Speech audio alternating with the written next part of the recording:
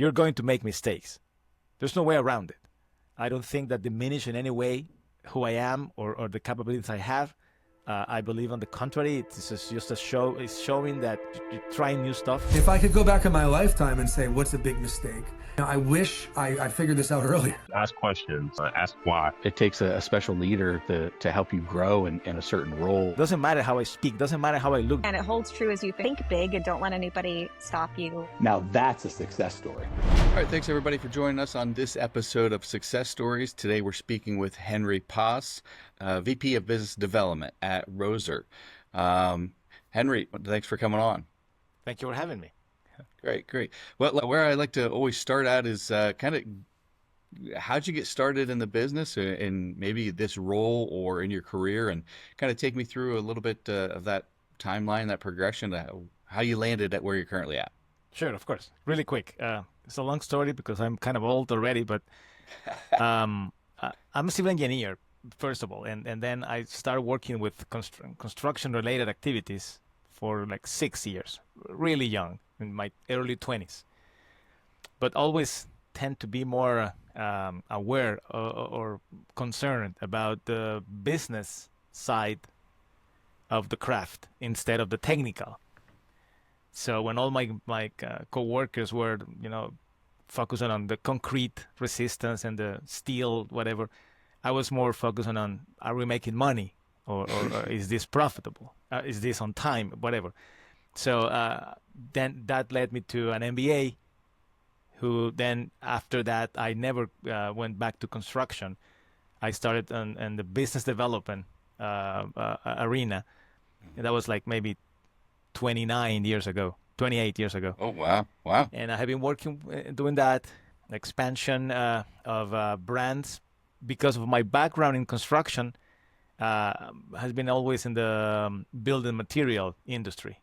Okay. And I was started expanding companies, and that led me through I'm from Latin America, as you can hear in my accent, and I cover Latin America, the Caribbean, Africa, Europe, and then I jumped to Miami, where I started to do that as a hub for the Caribbean originally, and then we just said, but there's a market here in this country, and we discovered like a big, wealthy market in the U.S., and we started focusing on that, our efforts. Then Roser, I guess some of that got the attention of Roser, and they contact me and offer me a job, and it was a good offering, and I accepted. It's always nice that people are looking for you, right? Well, yeah, kind of. I don't know if there's too many people here, so I don't feel too proud about it, but it's good. Yeah, it's better than the opposite. That was like, I will say 6 years ago. Okay. And we have been working with this company. It's a really nice company, to be honest. The product is top-notch, so it's easy for us to develop the market, because if you have that backup of the product not failing on you, everything else is like secondary. So you can do your thing, is what I'm saying. You don't have to fight the system, you just have to use it. And that's what I'm doing. And we are expanding. Our hotspots were back then Texas and Florida. Mm-hmm. And now we have presence in, I will say maybe easily 40 states. And we're expanding to Canada as well. So things are going well, I hope. That's in just how 6 or 7 years? I got here. Yes, 6-7 years. You expanded from the 2 states, your stranglehold in Texas and Florida, to the 40 now? Well, it's not accurate. I mean, we have like the strong presence in those 2 states, and then a minor presence, very mild presence in the other states. And now we have more presence. We have been dealing with, we have been closing deals with large companies. For example, Menards across the Midwest was a big hit for us. Wow. Because it's a big company, it's a really important account, sure. And gives you immediately expansion of throughout the Midwest. I mean, I'm talking about 15 states. And then we just landed another account, Lowe's. Lowe's is another huge account. We started working with them like a few months ago, and now we are ready to start for real with them. And that gives you access to the entire country if you want, although we might be focusing this on certain areas. but you have the option at least. So to respond to your question, because I digress, I came here because of that, and the experience I have has been the same, doing the same thing with pretty much the same building material industry for the last, I will say, maybe 29 years. Really? Now, coming into this new position, did you rely on old contacts or your network to tap back into? Was it almost like a rinse and repeat of, hey, I've done this before, I know how to do it? Or were you investigating new opportunities and new avenues on trying to get to the destination and the new goals? Good question. A little bit of everything, I will say. We have been, but back then we had some relationship already made with people who have been helping me a lot throughout this time. Some guys in Texas, some guys in the Northeast, sometimes even in Canada. Some guys from Canada helping out this projects, and they move with me from the old company to the new company. That helps. Wow. Also, we still have some really strong bonds with some independent rep agencies. When we don't have a strong presence in a market, we started off usually with an independent rep agency because they just eat what they kill. There's no fixed cost associated with that, is what I mean. And they're pretty good, and they're local. They know the market, so we have strong bonds with them. But I believe that the main thing for us has been that the reason why we have been growing so fast and so much is because I have this advantage that makes things, I believe, like almost unfair. And I'm coming from a small country. So for me, it's mandatory to be open to expansion. If you just focus on your tiny market in this small country, you will be, you will be not too much, not a lot. So when you come to this country, for example, and you see how huge the market is, and you realize really fast, really quick, that it's not one country in reality, not for those purposes. It's more like maybe 5, even 6 countries. So if you want to attack, for example, the Deep South with the same strategies that you're going to attack, say, the Northeast, a guy from, Bristol, Tennessee is not the same mentality that a guy from Rhode Island. Yeah, right. Good luck, right? Yeah, exactly. So, yeah. But since I was unable to do it by myself because for all the limitations, and that's something that comes with the package, and I came to terms with that a long time ago. So it's not a problem for me to mention it out loud. But the way I look, the way I speak, the way I do things is kind of different, and it's not always welcome in general overall. Although there's a wide reception that's very warm, it's not the same like having a guy from Alabama or a guy from California trying to open that market on behalf of the brand. At least it's easier, and why not go with easier if it's possible? So we are doing that. We're going local. We have a global brand present in 75 countries since 1978, but we have a local focus, a local emphasis with people from that location trying to develop that portion of the market. And that has been an explosive combination, to be honest. We don't go anywhere to teach or to show them how it's done. We go first and learn and watch and see how that goes, and then we adapt. And we have to adapt sometimes names, definitely pricing, logistics, the way we go to the market. That's the way that's what I do, to be honest. And then guys a lot more capable than I ever will in sales are going to the territories to sell and to close deals for real. That combination has been working so far so good, and it has been the like that cycle that we do it works. We do it again, it works. It's not exactly the same, but it's pretty similar. So it's kind of interesting. So you carve out the United States by region, just knowing that they all need to be attacked differently, right? Correct. You kind of apply that. You're like the European of how each of the countries, they're smaller than the U.S. So you're kind of applying that approach. Yes, exactly. To the U.S. During one time, for example, I was dealing with, for example, the Nigerian market in Africa and the Canadian market in North America. And if you go to the research done about those two markets, you will find that they are like in an opposite extremes. Really? The way they think, the way they want to do things, the way they appreciate to be sold, etc. All that stuff is completely different. One are really emotional, the other is cold. One is different stuff, completely different stuff. So being there, you don't have those extremes in the U.S. So it's somehow it's easier, is what I'm saying. You're more likely, more cohesive than the world. So it's not that difficult, but you can take it for granted, really easy. And a lot of companies, a lot of people, they do that, and that's a mistake. And you pay that mistake with lack of growth. Right? Yeah, with a lot of no's, right?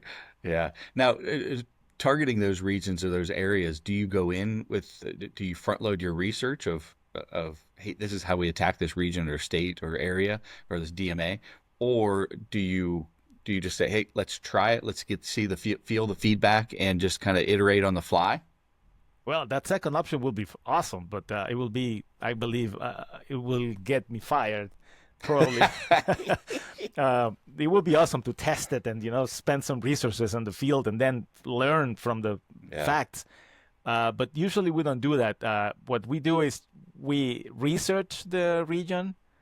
We identify like low-hanging fruits.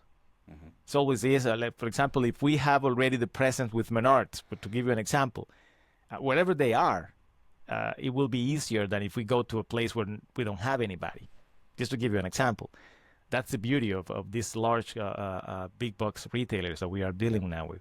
But we also have contractors. For example, we have some contractors that maybe they are operating in Florida because there's high storms or heavy storms in that season, and they are doing that. But they are originally from, let's say, Ohio or Iowa. So it's easy for us to migrate with them because we already have So it's not complicated, but it's not as simple as 1, 2, 3, but it's something that you can figure it out beforehand, and then you decide, and then you plan, and then you execute, and let's say that we are executing acceptably well. You have to make adjustments for sure, but the 75% of the heavy lifting is done. So you just need to adjust here and there. The trickiest part is pricing, because the level of first of all, the knowledge of the product varies a lot. So in those regions where the product is not well known, it's hard to collect what the product actually worth, because they don't know. You have to demonstrate that, and sometimes you don't even have a project in that vicinity. Sometimes in that state or that county, so they say, but I'm not going to pay that premium just based on trust, and they're right. I will do the same. That's one. The second tricky thing is the level of wealth across the country varies a lot. There are areas where people with money, they couldn't care less about that. It's going to be a tiny fraction of the investment in the house or something. And some other places where that's not the case. Even when the projects are smaller, that represents a larger percentage of the cost of the house. And it's harder for them. So if you don't adapt to that, you will miss as well in both ends of that spectrum. What influences their buying decisions, per region or per demo, or for sure. That's interesting. Now let's take a little step back, because I think we coasted over this. I want to make sure that our listeners have an opportunity to understand. Can you tell us a little bit about the company where you're at right now, and Sure. Your flagship product or products that we're talking about here? Of course. The company is a building material manufacturer with a wide array of options. We're talking, to give you some examples, they manufacture fiber cement siding. They manufacture metal siding. They also manufacture concrete and clay tiles. Mm-hmm. But the product we started off in the U.S. is the stone-coated steel roofing, which is a pretty neat product, I believe, because it gives you the best of both worlds. I mean, the trade-off is always, I would like to have the resistance of steel above my head, You know, the metal is more resistant, and if and you and I use just common sense, if we are hired to destroy a couple of roofs and we find clay tiles, yeah, we just have to step on it and that's it. You know, if we have asphalt shingles, it's going to be harder, but it's going to be doable as well. But if we find a piece of metal, you know, good luck. With your hands, you won't be doing anything. Maybe with a hammer, maybe, and even then, you can damage the cosmetic of it. But you know, so just using logic, you know that the steel and the metal in general is a better idea. But the point is that usually looks like that commercial aspect, the commercial looks, you know, like Burger King or a Pizza Hut. Sometimes they don't like that in their house for their houses. They said, I don't want to be, you know, look at my house like a warehouse. Sometimes it looks beautiful, by the way. Some standing seam in some designs looks outstanding. Right. Depending But on sometimes they application don't and like the it. architecture, right? Correct. Or the HOA say, no, we only have here like concrete tiles, for example. We need to do, to give you examples. So this product, the advantage is that gives you the option of keeping that look. You can keep that look. It will look exactly as a concrete tile, or as an asphalt shingle, or as a cedar shake, but with the steel resistance. And so I think it's a good idea in general. And once we have the most common response we always encounter is when we show the product, we say, this is really metal. I wouldn't. I mean, this is a surprise because it looks like, yeah, I know. And when it's up there, that is a close up when you have it in your hands. But when it's up there on a roof, it's really hard to tell. Even for us, sometimes we are not sure if that roof is tile or is Right. metal. Yeah, some things give away because the fascia could be some difference, but you have to know that. So when they find the option. It's just a matter of a little bit of education, and usually is well accepted. The HOAs, for example, from Florida, is normal thing is no, we don't accept metal. No metals roof here. No worries. Thank you, but we don't need that. And when we drop some samples, we receive the phone call the week after that saying, "Can we talk? Because this is unexpected. I didn't know that this thing exists."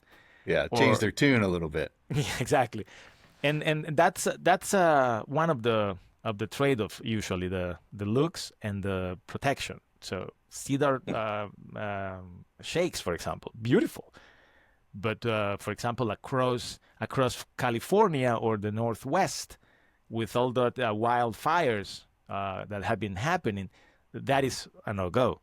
Nobody will give you a permit of a cedar shake roof, for example. For sure.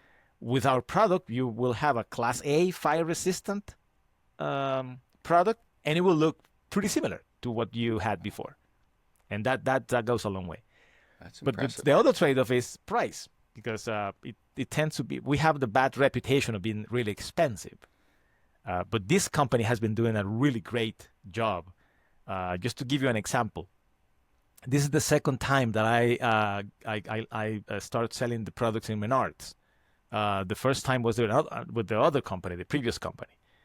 And when we landed that account, we hired 6 guys just to serve that account. With this new company, when we landed this, we hired nobody. We did it with the same resources that we have been doing it before.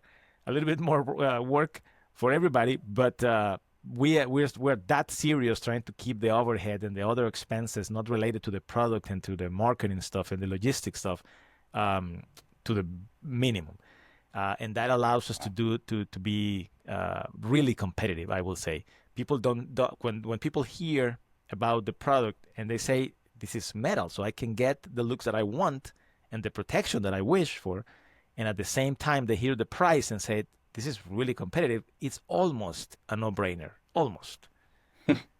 So which is really good. I think it's pretty good. So what we have been not failing, but we have been doing not enough is to communicate these ideas to more people, because we haven't encountered a guy who, understanding all that, will say, no, I think that's not a good idea.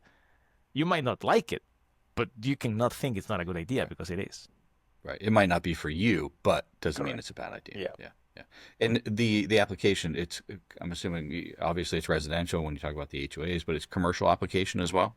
We have like 40% of our business coming from commercial, but the only thing is that it had to be pitch. It cannot be flat. Oh, not flat. Yep. Yeah, but that's You it. have a But, minimum grade. yeah, 312 it will be the minimum for the warranty. We have seen it in 212, and they applied ice and water shield underneath.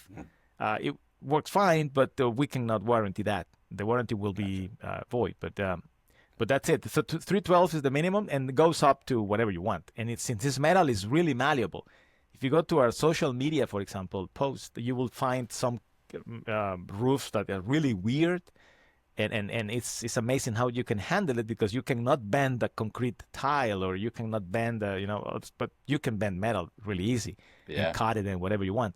So it's really nice. And the installation is really simple. Our system is really simple.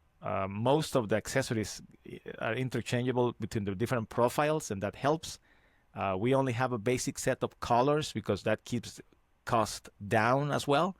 And we might not get as many options as other larger companies, but what we have and what we do, we try to do it right and at a low cost, so it's friendly for the budget budget people, and it's also friendly for the installation. The installation is friendly for the guys who have been doing other stuff, let's say asphalt shingles, and when they encounter these, they are always like kind of concerned about that jump, because it's a different thing, and you don't want to look like an ass. That's not. I don't know if I can say that, but whatever. You're good. Blame it on my language. Barriers. So the point is that you do that, and when you teach the guys to do that, the basic skills that they already have, even if they have been installing just asphalt shingles, they transfer really well to this new material. So that's nice. That's excellent. Now, do you have any type of program where people that they need to be certified or anything for commercial application or for residential, or how do you guys handle that? You are not going to believe this, but next week we are starting that program.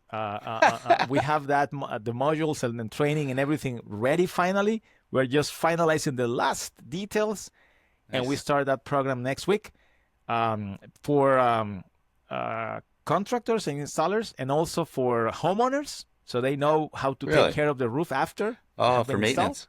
Yeah. And also for the guys who are working on sales on the stores. We sell, for example, through ABC Supply, Beacon, SRS, all those guys. So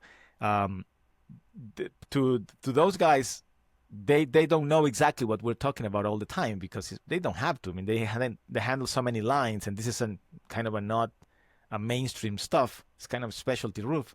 So we are going to be able to train them as well remotely, so they know more about it.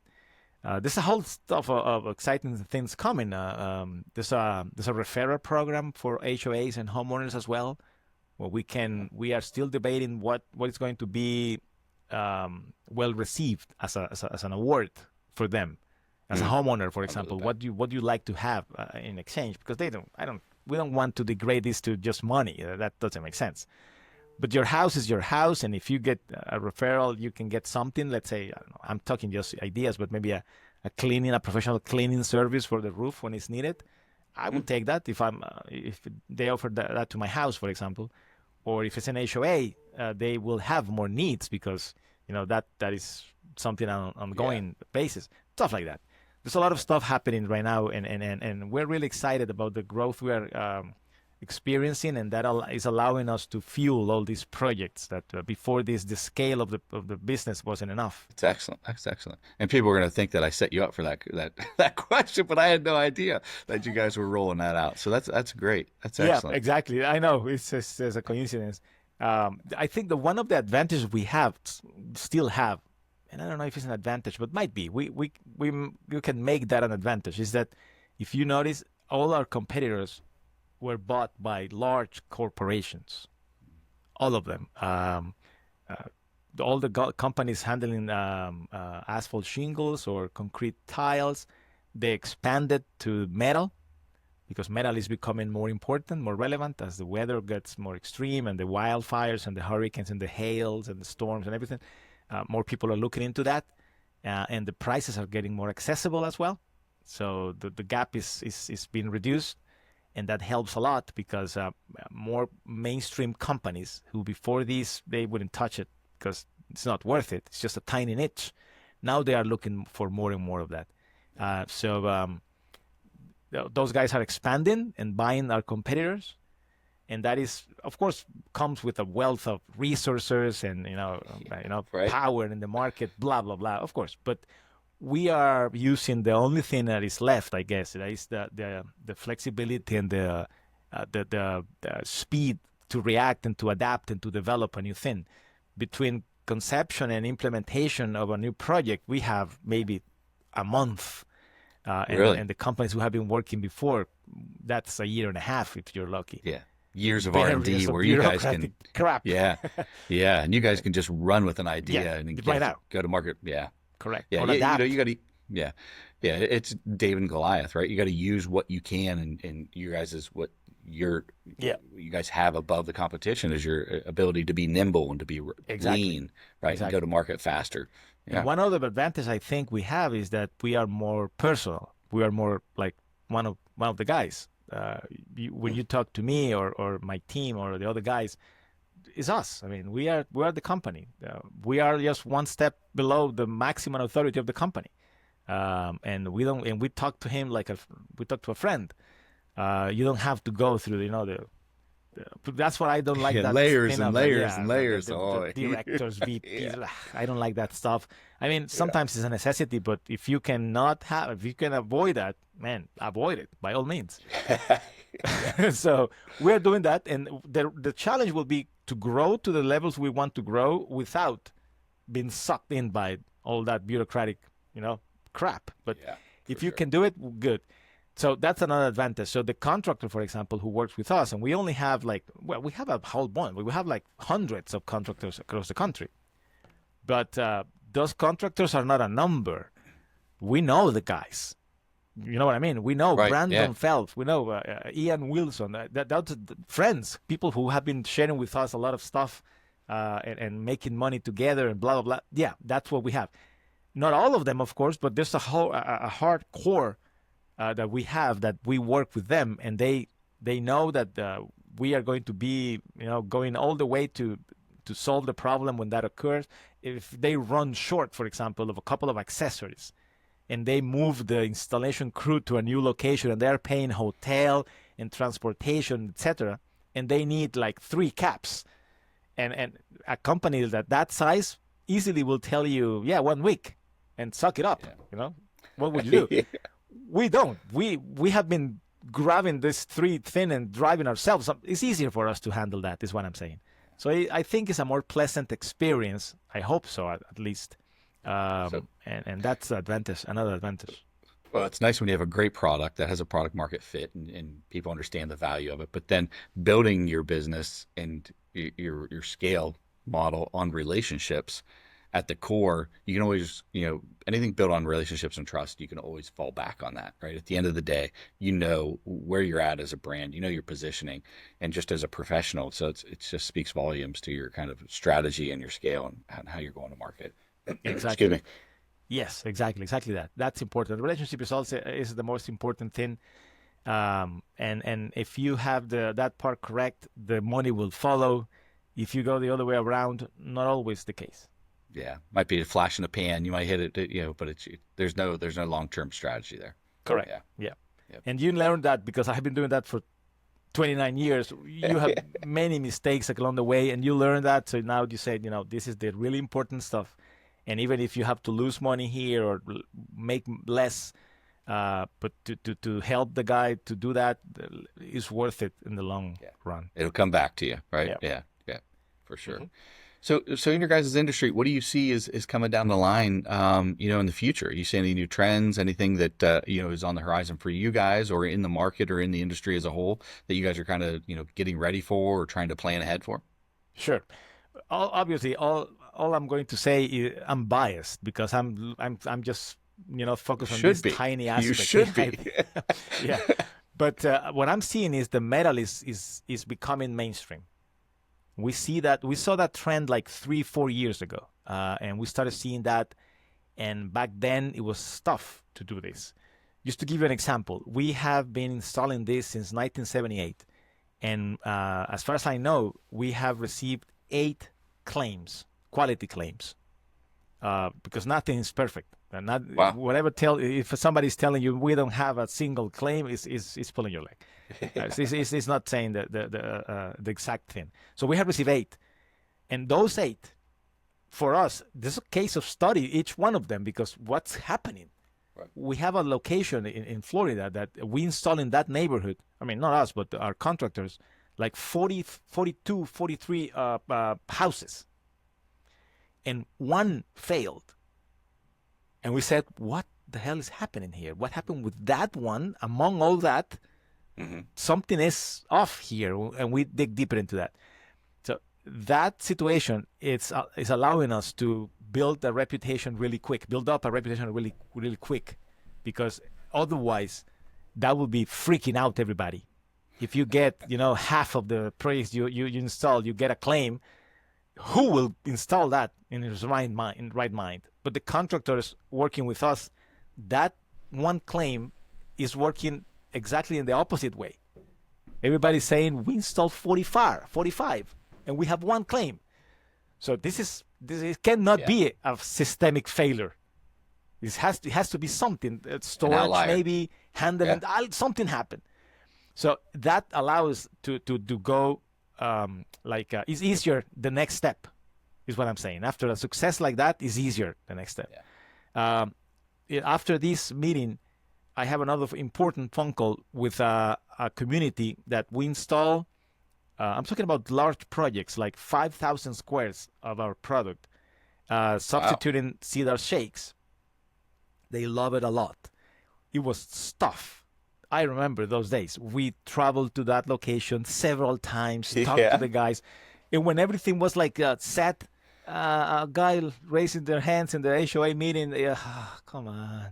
Say, but, you know, what if, and that's back to square one. And again, start again with the same tough, like months and months. It's worth it. The project is beautiful. If you see the pictures, they look like, make with AI or whatever. Really nice. But now, across the street, there's another location, same owners, same, at least property management. Okay. And now it was one phone call saying, hey, we are ready for this new roof. There's like 3,000 squares.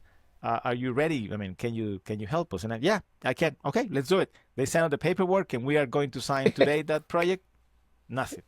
Really, really easy. To all that effort and all those headaches and stuff are still, giving some profits now. Dividends paying forward, yeah. That's the key. That's what I'm saying. If those guys are experiencing problems, that won't happen. This second thing won't happen. It will be even harder than the first one. So with all that bias that I'm just mentioning, because I'm seeing this happening every week, what I'm sensing is that more and more people are calling us saying, hey, I saw your roof, I saw your products, I like how it looks.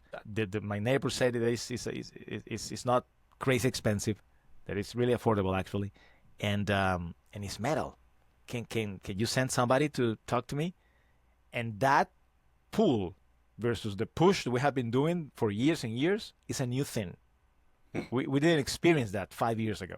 It's got to we feel have good, to right? push and push. And now we are receiving like maybe 50-50 pull from the market. People calling us, contacting us, sending email to us saying, I want this. If I tell you the things we had to do to get these big accounts, our product into these big accounts, I wouldn't tell. I mean, you wouldn't believe me, and I would be embarrassed to confess all my sins in that direction. Well, we all hustle. I know. But now, they are calling us. They're saying, hey, do you have this thing? Or people who have been trying to get in contact with, and we meet, for example, we go to 7-8 shows a year. Do you? Okay. And that right now the one coming is in Florida, the FRSA show in Orlando. We have a booth and everything, like every year. In those shows, we sometimes encounter some guys over and over again, right? Some VP of purchase of this big company, and it's an important guy. So we have dinner with them or whatever. And 1 year, 2 years, 3 years, 4 years, and nothing is happening. And now we are experiencing the opposite. Those same guys are calling and say, hey, are you going to be in Florida this? Yeah, I want to meet with you. We're ready for your product. So that is really something. I believe that the question we have, I mean, the preparations for us now is, are you going to be ready for this, tsunami of that's a good problem. Don't take me wrong, but that's a good problem to have. Yeah. But It's a still a problem problem. nonetheless. It can be. Yeah, right. I was just going to say, but it still can be a problem, right? It is. Scale yeah. and Logistically capacity and everything yeah. is going to be challenging. When, for example, after Hurricane Ian hit the peninsula of Florida in 2022, if I'm not mistaken, and after that, a year, the following 18 months, we went deep into hell trying to fulfill all the orders we received. Really? It was crazy. It was like really bad in every sense of the word, except money. We make a lot of money, but everything else, oh man, it was tough. And it was a period of time with so many orders coming in. The logistic machine was, stretched to the maximum. Our guys were unable to keep up. And of course, that frantic action, level of action, led to mistakes sometimes in installation for new crews, and you have to, fix it or advise her. It was really crazy times. And what I'm seeing is that if this is happening as fast as I'm seeing happening, like, for example, the next 2 years will be like really critical. We will have to develop a whole bunch of new skills and capabilities really quick to avoid being there where we went after the hurricane. Okay. And I'm not talking about storms. Texas, as we speak, is having heavy storms with hail the size of baseballs. That's crazy. So that's our roof, our material is designed for that, excels when that happens. Yeah. We have testimonials of people that during Hurricane Ian, that house became the shelter of that block because people, the roofs were blown away and they took shelter in that house. And you find, and when we visit that thing after the hurricane, we found our roof untouched, surrounded by blue tarps. And that word goes a long way. Yeah. Everybody was asking for that and everything. Then the whole block has a roof, not always our brand, but our type of roof. If that is what I'm seeing. These big companies that have been historically out of reach for us because we are too small of a niche. Remember that we're talking about this market is really small, our niche of stone-coated steel. We're talking about just a few $100 million a year versus billions and billions of dollars from the metal and asphalt shingles and other stuff. But that is expanding really quick. So I believe it's a good opportunity, and the challenge will be, or the challenge is becoming less and less, how do you sell this? How do you get more projects? And more, how do you manage correctly the projects you have and the projects you're getting?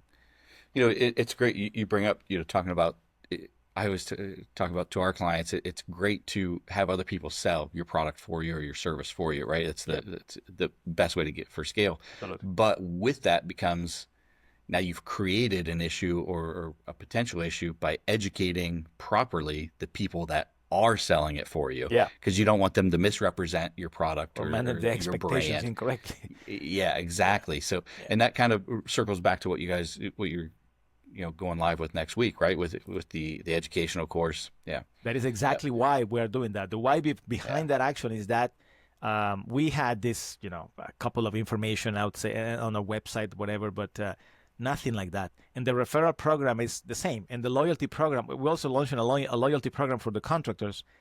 All that is the same thing. We start receiving phone calls from, we have one this morning from some guy from Mississippi. We don't have a strong presence in Mississippi. Mm-hmm. And the guy said, no, I have this installer from Texas. And then he suggested, I only knew this brand because it's the genetic name, right, of this material. Mm-hmm. But he suggested me to contact you because he said that we will get the same quality, better looks, and a lot more competitive pricing. I said, yeah, he's right. Who's the guy? Yeah. And I got the name. That guy needs to be compensated somehow. Yeah. He's doing more for us than some of the sales Yeah. as we have been working with sometimes. Got to take care of your own. Yeah, Yes. exactly. Yep, I love it. So that's why we are developing that new thing. And that is one time, send the guy a card, Target or whatever. But one time a day or 5 times a day, then that's a program. You need a program to do that. And that is happening and has been happening for the last, I would say, maybe 2 years. And now we only now are able to do it. And we have it ready. Same with the homeowners. We receive every week, as we speak, we are receiving inquiries from people saying, hey, across the street, my neighbor installed one of your roof, and he's really happy. He said that it's not noisy. It's the temperature the air conditioning is working better. Everything. That we are receiving that a lot. You just point those to your distributor network and is redirect them we that have way? regional sales managers. Okay, gotcha. And each one will deal with that as they see fit. I don't get into that. They do it. But the general process is that we have, if we get the lead, if we are the ones who get the inquire, we usually have a couple of actors then, distribution entity, that's important, and the contractor. And then we match that and those two components, and then there you have it, and then you have a project. Gotcha. I'm gonna take a left-hand turn on you because we like to highlight. It's called success stories, but anybody that has achieved success has ultimately found failures along the way, inevitably.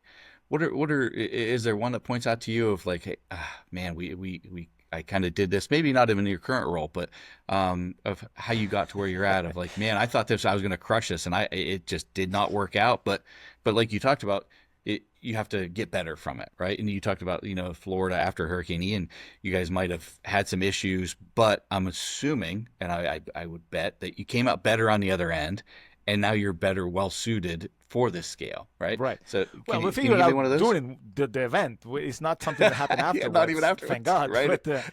But yeah, no. First of all, we don't consider ourselves the company. I mean, as a company who has achieved success yet. We are viable. We are profitable. We are growing. Everything is there, but it's too soon to tell according to our own expectations, because our expectations are huge. We have access to this beautiful factory with so many lines of products and so much money to invest if we want, but we need to earn the respect and the trust worthiness so they can deploy all the resources to this market. And we are still doing that. Obviously, they trust us because they otherwise wouldn't be doing this, but the fact that we can handle what we can handle right now is not necessarily a proof that it's not proven that we can do it on a different scale. We need to scale up step by step, and that's what we're doing. So our success right now is not, I mean, what we consider success is just the fact that we are learning as we go, and we are adapting our ways, developing the new skills, the new capabilities, the new infrastructure, the new people, etc. And that's basically what we're doing. So it's not results yet. It's not something that you can look, back and say, how successful I am. Not yet. Yeah. You're still in the mud, trying to grinding every day, trying to make it. And if you relax today, and if we can stay like pause, and it will be beautiful. We have everything we need at this level, but this level is nothing compared to what we have or what we want. I'm sorry. So in that sense, nothing. Then the mixture of failure and successes then that you mentioned before, in our case, is more failures so far. We have plenty of that. So if you learn from the mistakes, we will become wise as Socrates soon. But I believe that we have learned to do like 3 or 4 things, and that's it. And we are not getting too much. We're better off as we are, instead of being too creative, and start deploying sophisticated stuff. I don't think so. I would like to keep things simple, Narrow and yes, focused. and do it, and do it, and do it, and do it.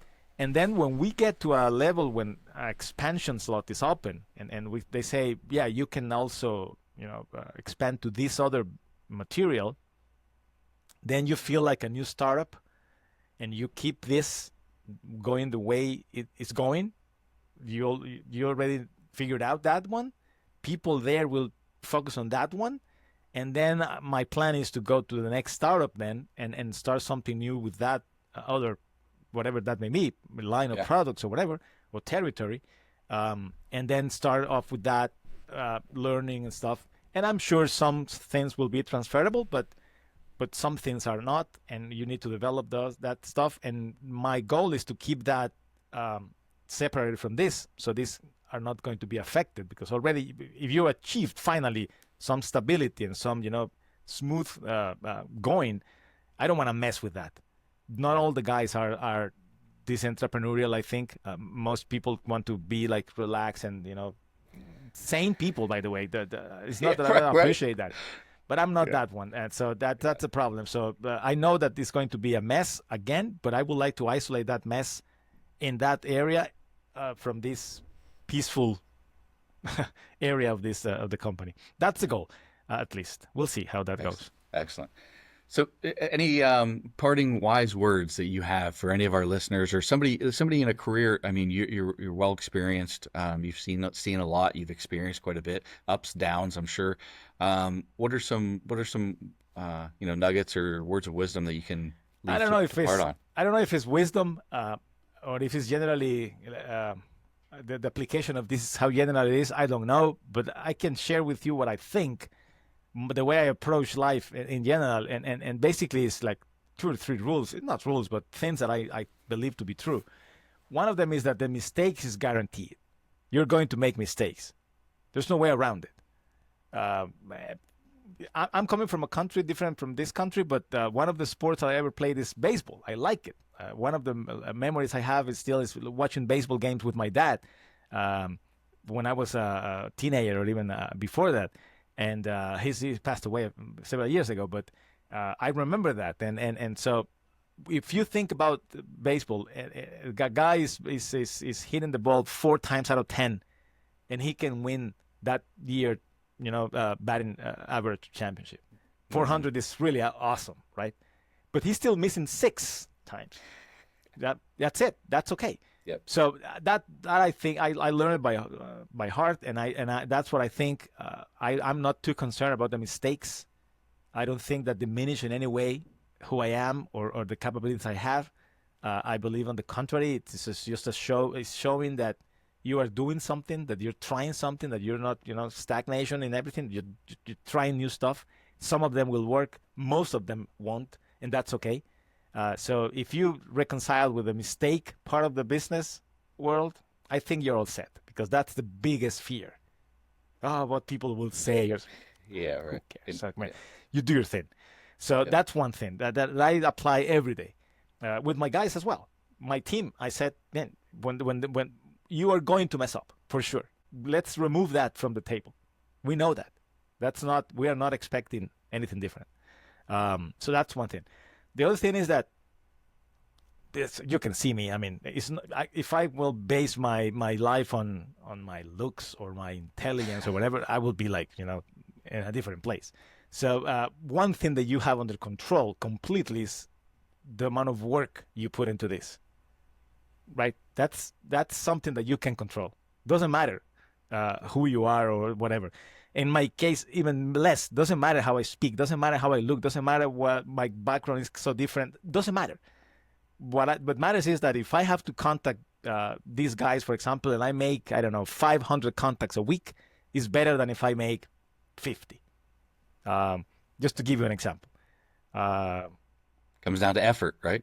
That's what is under your control completely, and it's one of the few things in this life that is in that department of controllable stuff. Pretty much everything else is out of your control. So not focusing on that, I think, is a mistake, because the ROI from that investment is larger and more juicy than any other thing. So that's another thing that I have been doing is work and work. And at the same time, I'm married and 25 years of marriage. My son and a daughter, they are away. We're empty nesters now. Recent development. I'm getting my life back, which is not a bad thing. Yeah, right. But tour of duty accomplished.